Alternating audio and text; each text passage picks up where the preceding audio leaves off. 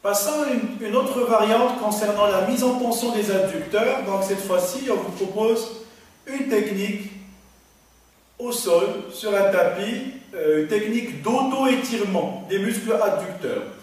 Tout en commençant bien sûr par mettre en tension les 4 muscles adducteurs, en excluant le gracile, c'est-à-dire en le laissant au repos, sur un genou fléchi. Donc le patient sera installé en position assise sur un tapis au sol.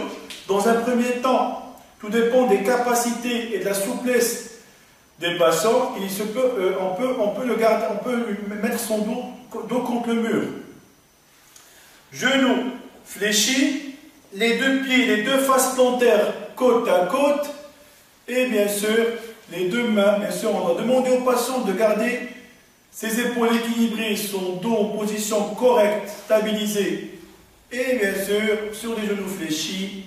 On démarre l'écartement, l'éloignement, l'abduction des 2 hanches en autopassif. On demande au patient d'inspirer, de prendre de l'air, de souffler et de pousser bien sûr sur les 2 genoux en essayant de les rapprocher du tapis au sol.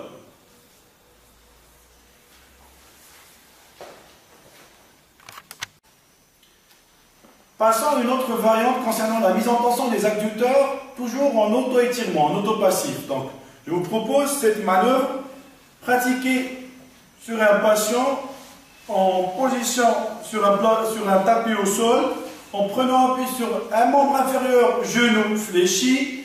Le membre inférieur, les adducteurs du côté d'étirement seront placés en abduction, en éloignant les insertions.